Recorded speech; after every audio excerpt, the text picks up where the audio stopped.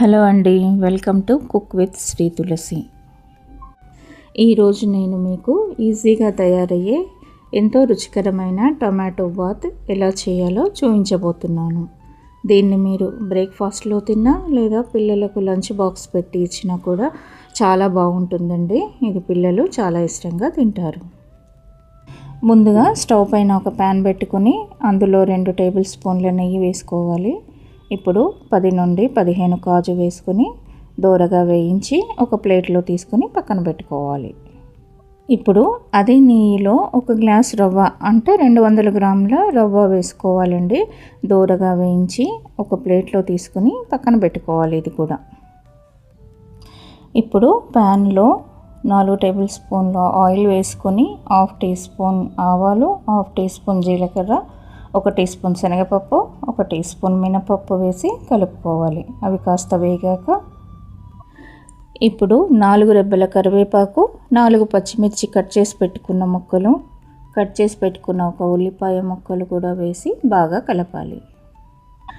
ఇప్పుడు తరిగి పెట్టుకున్న 1 ఇంచు అల్లం ముక్కలు, కట్ చేసి పెట్టుకున్న కొన్ని క్యారెట్ ముక్కలు, కొన్ని పచ్చి బఠానీలు కూడా కలిపి 1 నిమిషం పాటు మూత పెట్టాలి.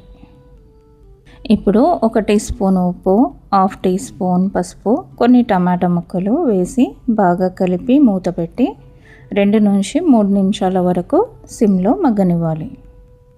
ఇప్పుడు మూత తీసి మెత్తగా మగ్గిందో లేదో ఇలా చెక్ చేసుకుని 3 గ్లాసుల నీళ్లు పోసుకోవాలి. ఇప్పుడు స్టవ్ హైలో పెట్టుకోవాలండి. ఏ గ్లాస్తో అయితే రవ్వ తీసుకున్నామో అదే గ్లాస్తో నీళ్లు పోసుకోవాలి. ఇప్పుడు బాగా కలిపి మూత పెట్టుకోవాలి. 5 నిమిషాల తర్వాత నీళ్లు మరుగుతూ ఉన్నప్పుడు పక్కన వేయించి పెట్టుకున్న రవ్వ కొద్దిగా వేస్తూ ఉండలు కట్టకుండా బాగా కలపాలి. ఇప్పుడు మూత పెట్టి స్టవ్ సిమ్లో పెట్టుకోవాలి. 2 నిమిషాలు ఉడికిన తర్వాత మూత తీసి ఒకసారి బాగా కలిపి 1 టేబుల్ స్పూన్ నెయ్యి, వేయించి పెట్టుకున్న కాజు, కొద్దిగా కొత్తిమీర వేసి బాగా కలపాలి. అంతే అండి, ఎంతో రుచికరమైన టమాటో బాత్ రెడీ. ఈ వీడియో గనక మీకు నచ్చినట్లయితే లైక్ చేయండి, షేర్ చేయండి, నా ఛానల్ సబ్స్క్రైబ్ చేయండి. థ్యాంక్ యూ అండి.